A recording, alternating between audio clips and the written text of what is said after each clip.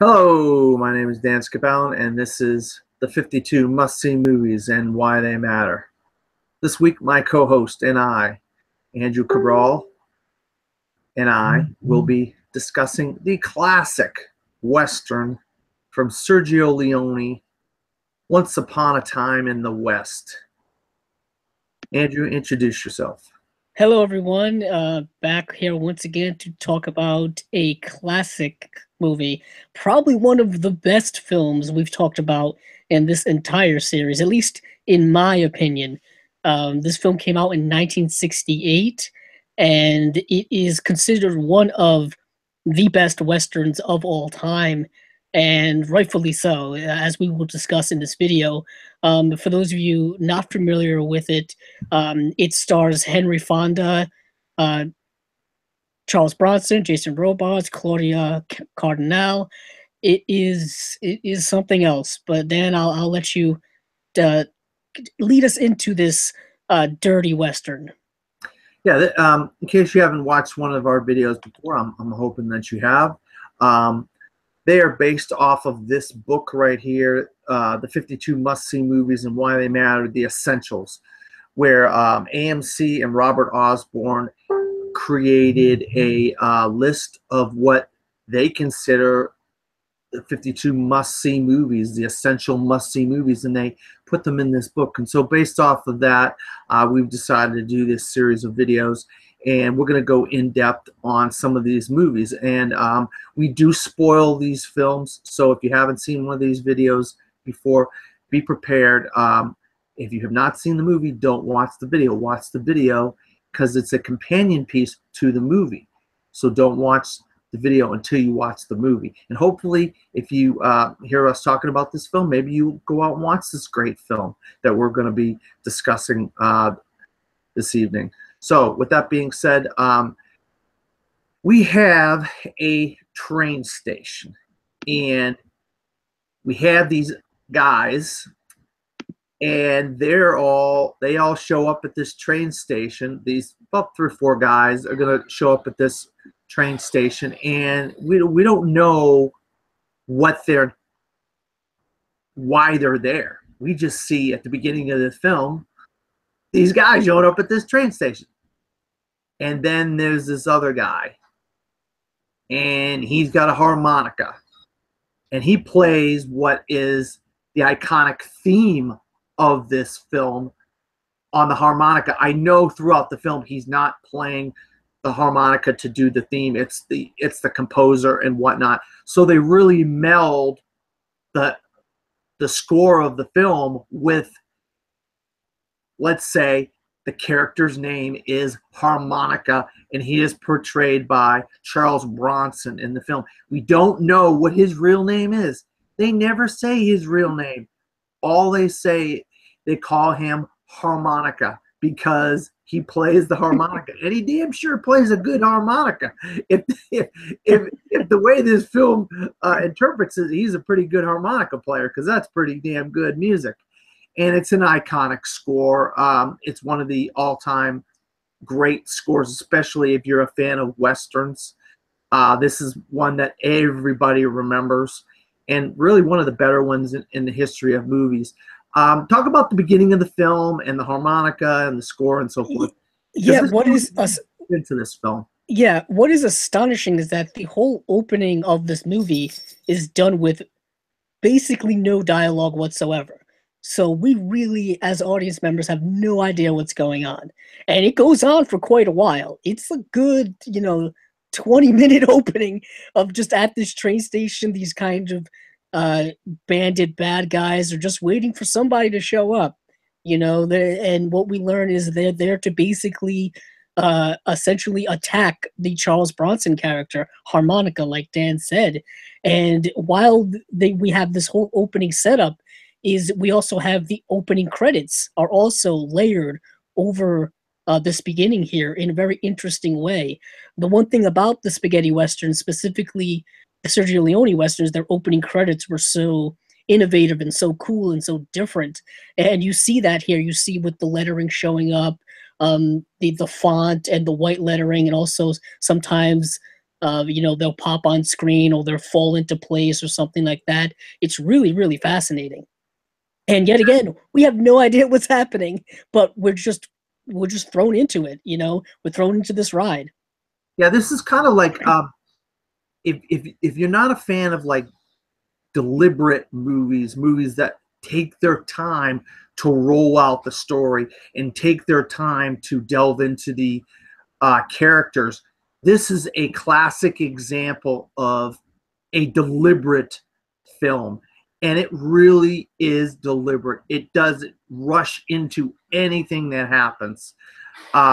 Then we get a once Charles Bronson's harmonica deals with these men, we go to the next scene, which is a another train sequence, but this time it's a woman on a train coming into a town, and it's like the hustle and bustle of this town, all the things that are going on, you know, the people getting their furniture or their bags off, people going on, people moving, any kind of supplies that might need to come off the train. So we see all these different kinds of moving pieces going on in the train, and one by one, they all disappear except for one person, and that is Jill, played by Claudia Cardinal.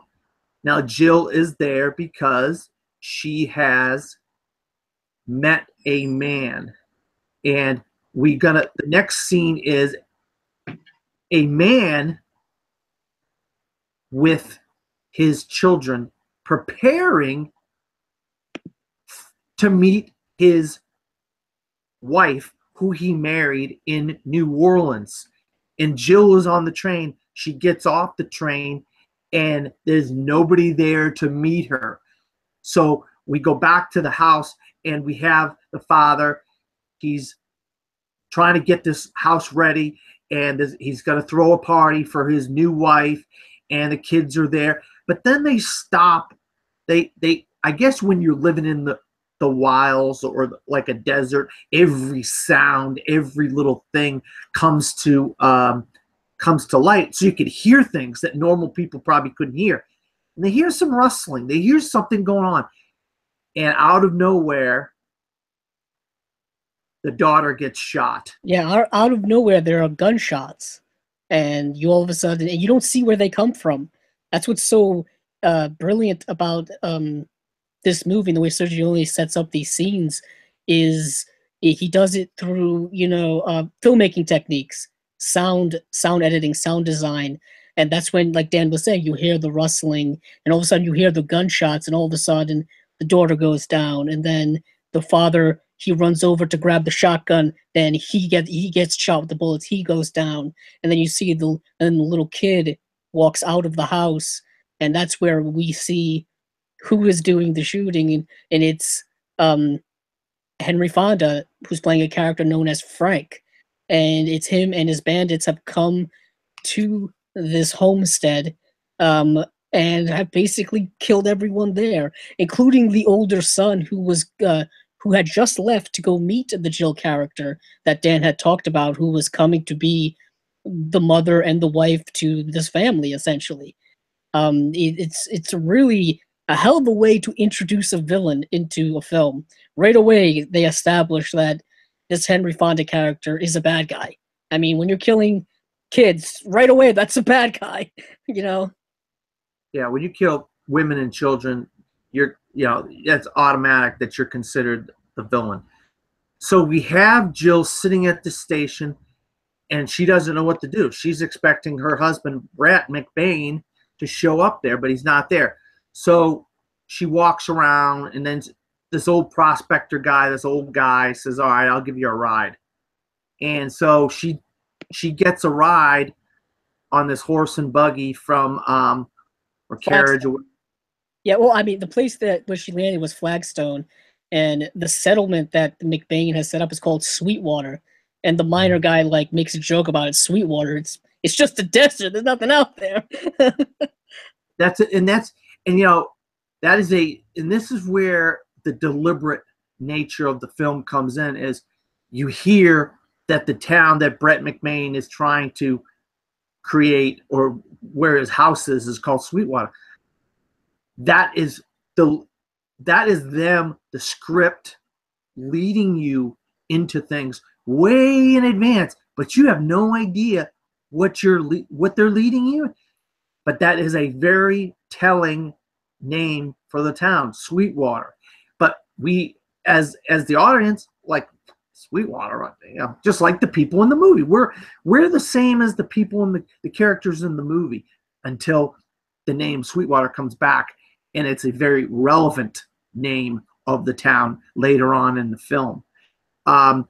So then she goes.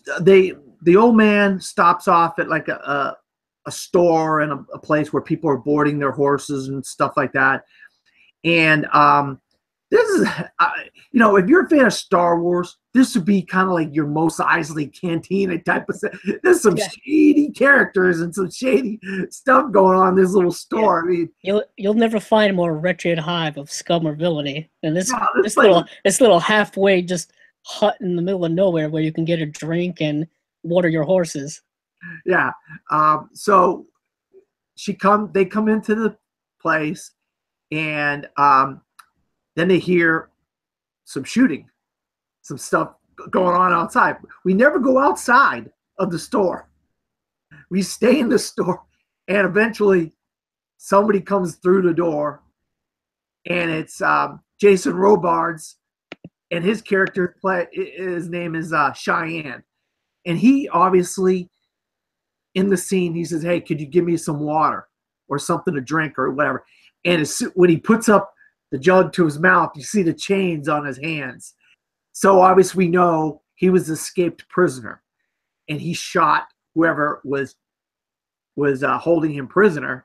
He did, or somehow. And so he comes into the store, and everybody's on edge.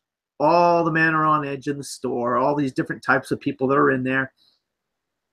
But there's one character hiding in the corner that we don't see at first.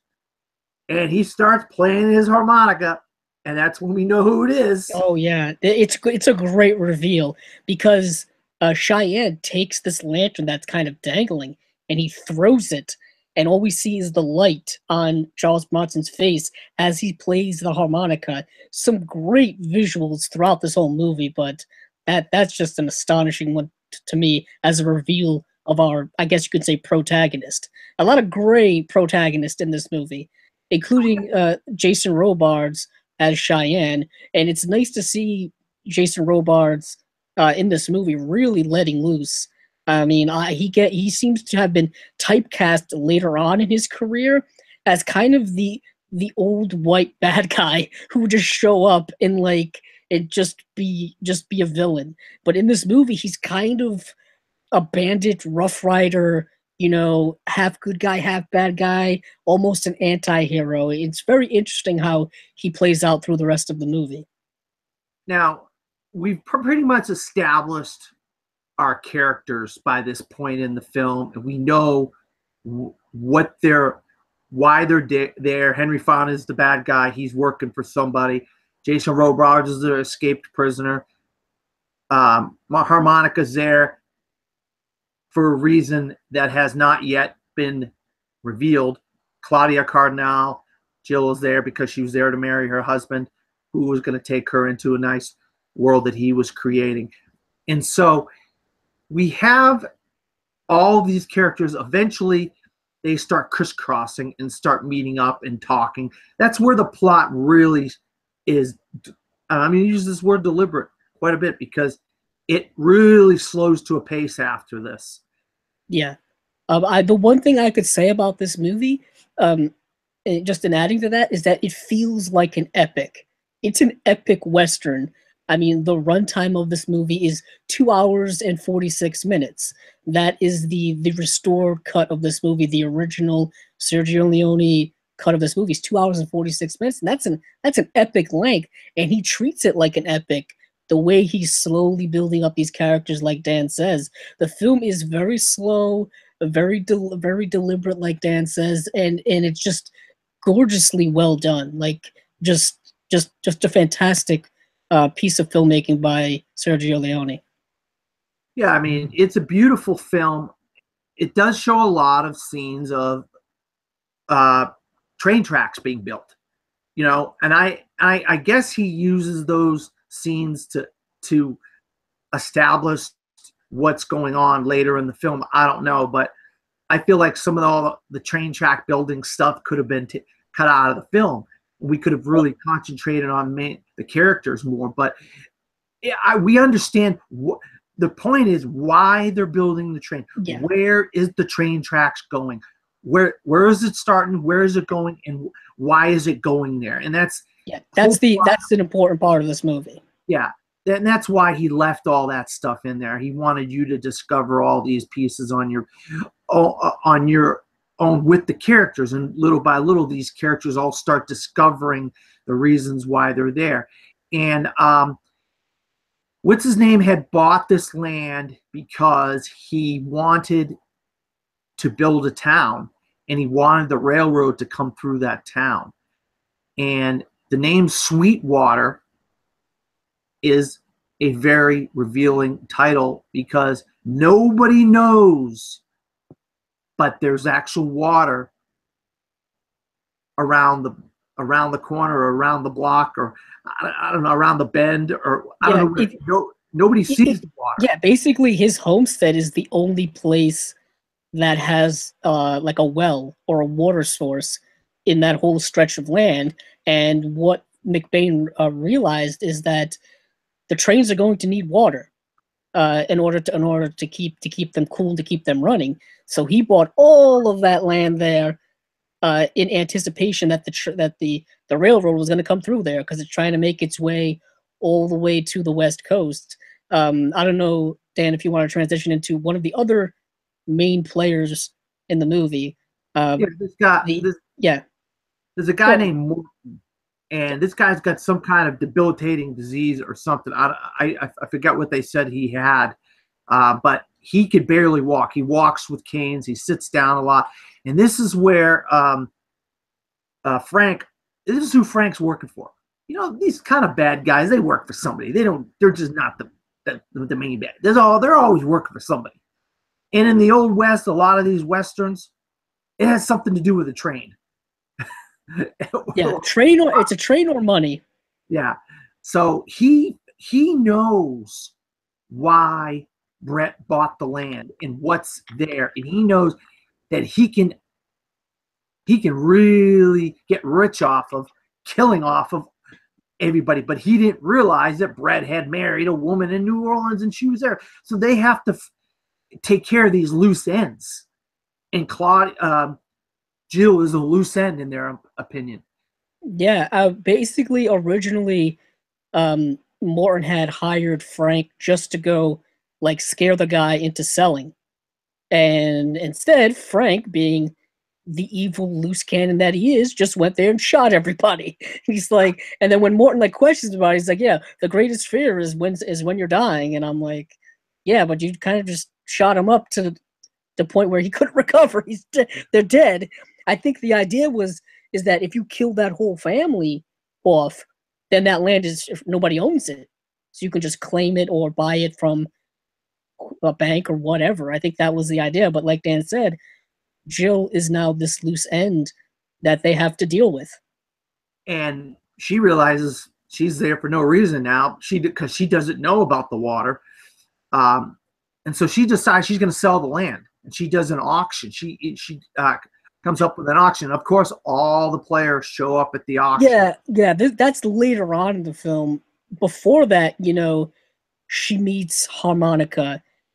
She runs into Frank. She learns a lot about what's happening. There are a lot of scenes with just her alone in the house, kind of figuring out the idea and the plan to build this town there, and also trying to, and also reminiscing on the life that she didn't have. And we also find out a lot about her in that time, in the time between earlier and the auction. We learned that she is a prostitute from New Orleans. She worked in a whorehouse at some point. I think we can assume that McBain must have visited that place and and decided that he wanted to marry her or something like that. And that's kind of why she was going to end up at in Sweetwater.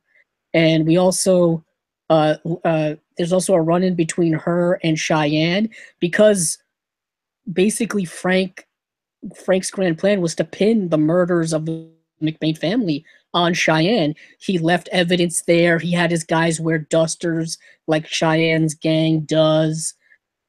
It was very all calculated and deliberate, but it kind of gets busted up by the Jill character, of course. And she goes through a lot in this film, and I think Claudia Cardinale does an extraordinary job of handling a lot of emotional scenes and a lot of great silent moments in this film. There's a whole scene between her and Frank, which is this very much it's a very uncomfortable scene. Dan, I think you know what I'm talking about. Yeah, well, there's a scene where Frank believes that, well, she didn't have any men. Her husband's been shot. You know, she's all by herself. He calls into New Orleans and they tell her, oh yeah, she's the #1 hooker in town. She's, well, what the hell? I'll just try to kind of lay on her and caress her. It's because it comes almost all of a sudden, and it's essentially a very elongated, uncomfortable sex scene, but we don't see any sex in it. But it's all shot in really uncomfortable close-ups. I mean, the film is shot in CinemaScope. It's in like 2:3:9:1. It's the way Sergio Leone liked to shoot his movies, in really wide lenses. That's what his movies were really known for. But he used a lot of close-ups, a lot of close-up of eyes, a lot of close-up of people, and there's just a whole scene shot in a really uncomfortable close-up between these two people, like locked together, and it's essentially an elongated a rape scene, if you will. I mean, she's not exactly willing in this scene, but she's almost going along with it just for the sake of, I guess, like staying alive, if you will. Because Frank is a loose cannon. We already seen that he's not above killing pretty much anybody. No, but she's like the only woman around. So he's probably thinking to himself, man, this is a freaking hot looking babe. I'm not going to kill her off because she's the only good looking woman around. And she's single and she doesn't have anybody. And she's probably grieving a little bit. So I could take advantage of that. He pretty much coerces her through that scene. It's elongated dialogue scene. Pretty much coerces her to sell the land for next to nothing in order to just, threatening her. I'll basically leave you alone if you sell this land for next to nothing to the Morton guy. Yeah. That's where we get to the auction. Yeah, well, no, you're right about that. And I wanted to bring up there's a lot of scenes of looking at people's eyes in this. Yeah. And Leone loves to do that. Loves it. Especially Frank and Harmonica and Cheyenne. These are three people that are like, you don't really want to look at these people, the way they're looking in their faces and stuff. It's like, really, wow. Yeah. There's a lot of that in the film. And it's not that it's bad or anything. It's just interesting to me to look at the faces of these three men a lot in the film. That was that's a hallmark of Sergio Leone's movies. Also just aesthetically, the films feel and look dirty. Like these people look like they live in the West. They look like they haven't bathed in weeks or months. You know what I mean? They're all like, they all have dusty, dirty clothes. They all have beards, or like a non-shaven beards, like that point in between, like a full beard and not and clean shaven. I mean, it's really. That's what I love about spaghetti westerns, especially Sergio Leone's movies, is they feel so lived in. They feel real, but also like heightened reality as well.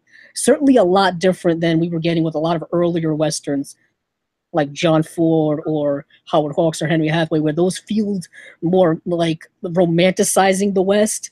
Not Sergio Leone. In Once Upon a Time in the West, we have people being gunned down in the desert. We have families being killed. We have a rape happening. It's just like, it's really kind of showing probably the way the West was more authentically portrayed. You know how it really was. Yeah, it really was a dirty.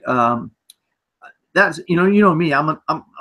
I nitpick when it comes to that sort of stuff. I mean, Mhm. you want it to look like. And there's a couple scenes where people say, "Hey, I need to take a shower. I need to take a bath, or whatever." They specifically say, which refers to how dirty they are and how stinky and smelly they are. We never get that aesthetic in westerns because we're watching a movie, so you never see it. But there's ways like that, putting those little pieces of dialogue in there to tell how dirty people are and how they need to take a bath or whatever. Yeah, so the auction is very interesting because we got all the players there, and nobody wants to bid. We got one guy that says $200, and the guy and one guy walks up to him and he said, "Hey, you say another word," and then another guy says $300, and they start walking towards him like they're going to threaten him. But the guy's about to hit the gavel, going once, going twice on 500. Yeah, on 500. on $500 that because they bid the 500. Morton's people bid the 500, and going once, going twice, and just as he's about to put the gavel down, from the rafters we hear $5,000, and everybody looks up, and it's Harmonica, and he's up there, and he's walking down the steps, and he says, "I'll get the $5,000." And then he points the gun, and here comes walking down the steps is Cheyenne, and he says, "There's $5,000 on his head, right?" And everybody's like, and so that pisses everybody off because they didn't want to pay for the land. They wanted to pay nothing for it. Now he makes $5,000 bid on the land, and of course he gets with Jill, and she says, "You made a very good investment." She's like, "You made a very good investment." So, but then things start getting a little interesting. Yeah, well, then Frank tries to buy the land from Harmonica. He's going to give him $5,001, $5,001, and of course Harmonica doesn't take it because he knows why they want the land. They've been wanting the land this whole time, because of its importance, because of the railroad. And what ends up happening earlier on is even before the auction, is we see that this Morton guy doesn't quite trust Frank anymore. He basically pays Frank's guys to go against him. He pays his own gangsters to go against him. So when Frank leaves that saloon or that place where they're holding the auction, all his guys who used to be loyal to him are now already trying to shoot him. And Harmonica essentially saves him, if you will. Saves him, starts picking off his band members, kind of warning him, "Oh, there's a guy up there, there's a guy up there." And what we kind of learn in that scene is that Harmonica's saving Frank for himself. He wants to kill him. Not any of these other schmuck guys that are just going to gang up and shoot him. He wants to shoot him. Yeah. And by this point, all the cards are on the table. Everybody knows what everybody's there for and why they're doing what they're doing. And Harmonica convinces Jill, "Hey, you need to build a station so the train comes into town. And if the station's being built, then they'll understand that they can put the tracks through here." And so they start building the train. Before you know it, the train's starting to come in there. That basically fast forwards towards the end of the film. And we finally get this moment where Harmonica is just sitting there watching them build the train tracks, watching them build the station, just sitting there whittling away on a piece of wood. Cheyenne comes back into town after he must have escaped somehow from I think Yuma, the Yuma prison, and he must have escaped again somehow because he shows up in the town. He's in there talking to Jill, and they're just having a good old time. He's shaving his face and all this stuff, getting a cup of coffee and whatnot. And here comes Frank finally he comes into town, and we have this flashback scene of a man walking through the desert. We don't know who the man is, but it's like a dream sequence.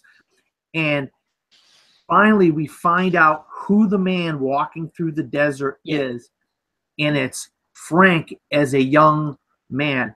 Yes. And they show Frank as a young man, and he basically pulls the harmonica out of his pocket, and they zoom in, and there's a boy, and he puts the harmonica in the boy, and on top of the boy is a man. And what I gathered from it was that's the boy's father. And well, it was his brother. Because it says, play. As he inserts the harmonica, he's like, play like a good tune for your brother or something like that. That's right, his brother. And so we now know the motivation of harmonica, why he saved Frank, is because Frank killed his brother. And so this is from the beginning of the movie to the end. It goes from the very beginning to the end, and it takes all this time for us to figure out his motivations. There's little hints. There's little hints that are dropped throughout this movie, because every time kind of Frank and harmonica run into each other on this just journey towards this inevitable end, we see small glimpses of this, like Dan said, the man walking through the desert, and we learn that it's the young Frank. And every time Frank asks him, who are you? Who are you? And harmonica always gives a different name, and these names are basically victims of Frank. You know what I mean? Basically, harmonica is vengeance, kind of vengeance personified. He is literally your deeds or your past bad deeds catching up with you finally. And he is he and Frank have this shootout, typically Sergio Leone style. The actors are staged walking, kind of lateral to each other, and there's close-ups, and then all of a sudden flash bang, and harmonica gets his vengeance and kills Frank. Yeah, and that was just a great scene. I mean, to see that at the end of the film, it makes the film worthwhile. But we have all these other things going on in between that keep our mind, keep our heart, keep everything going on, so we can get from point A to point Z in this film. And it really is a film that has a lot of iconic moments, a lot of iconic scenes, the film style, the score, the acting. And I think that's why this film has been established in this book as an essential and one of the 52 must-see movies to watch. And I actually screwed up. I watched a different movie 2 different times preparing for this video. I watched How the West Was Won twice, thinking I was watching one. And they're distinctly different films. They're both great films, but they're very distinctly different films. Once Upon a Time in the West is a film all of its own. It has its own style and aesthetic to it. And it's a Sergio Leone, signature in these films. And I'll tell you what a great, it's clearly, it's not the greatest Western of all time. It's easily in the top 5 greatest Westerns of all time. In my opinion, it may be my favorite Sergio Leone Western, favorite film of his. I don't know why. I know a lot of people go back to The Good, the Bad, and the Ugly. The Man for No Name trilogy is probably what Sergio Leone is most well known for. But I just, for something, Once Upon a Time in the West feels so different from those. That's why I like it so much. It's a better film. It's an all around better film. The Man with No Name trilogy has flaws in it, and this film doesn't have any flaws in it, really. I mean, I was nitpicking a couple little things, but it really doesn't have any flaws, to be honest with you. It's just a great film. Like I said, it's easily on my top 5. A lot of people have it as their #1 Western of all time. So I talked about some of the essential reasons and the reasons why I think this movie's in this book. Do you have any other thoughts regarding that, Andrew? I think if you're gonna pick one Sergio Leone movie to put in this book, if you only have a certain number of slots, if we only have 52, this is not a bad one to put in. I'll tell you that. Like I said, it has all the Sergio Leone hallmarks that you've seen in his other movies, but probably even better because I think in the 60s, Sergio Leone was just making some amazing films. Also, the Ennio Morricone score, like Dan has said multiple times, is fantastic. It's so essential to this movie, even probably more so than some of the other things. But it just feels so great. And what is even fascinating is if you um, do some research as behind the scenes as to how the film was made and whatnot, is that um, Sergio Leone was basically done with westerns. He didn't want to make another one. He had just finished probably his most epic, epic as in grand scale in the Good, the Bad, and the Ugly. That was his David Lean, his Lawrence of Arabia of westerns. He didn't want to do another one. He actually wanted to make Once Upon a Time in America, his gangster movie that he ended up making later on with Robert De Niro. But Paramount basically came to him and said, "Hey, we'll let you use Henry Fonda."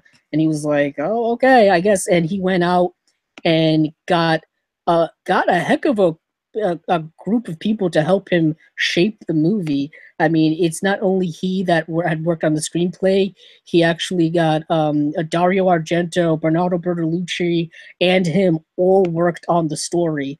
Those two other guys, in their own right, are well known for making their own films and having their own signature scenes, but to have all of these kind of big time Italian names or directors or filmmakers of that time and now and are still around now working on this movie just adds a little extra kind of wow factor for me personally as someone who's a big fan of just movies in general. So that in and of itself and the whole movie as a package is enough to be like, yeah, this should be on everybody's essential list. Even if you don't like westerns, Sergio Leone westerns are different than what you think westerns are. They're not like John Ford. They're not like the early John Wayne ones really at all. They're something completely different.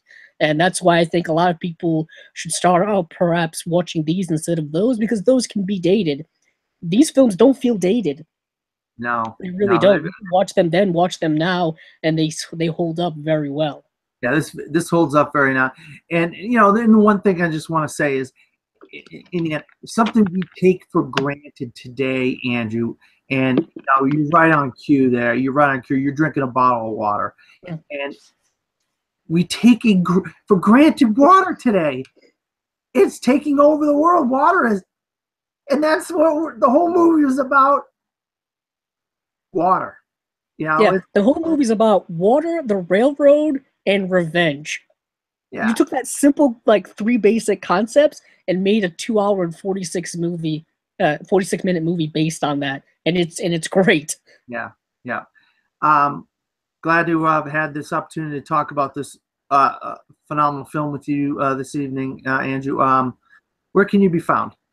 You can find me on Twitter, Capzilla06, as well as my YouTube channel, Capzilla Productions. And you can find me at Dan Skipallen on Facebook, Twitter, Instagram, and Pinterest. Very soon, we're going to be doing a Gary Oldman Top 5 Weekly. Then we'll get back into that in January, doing it every week again. So for Andrew and myself and Steven, who does quite a few of these, good evening. Good night.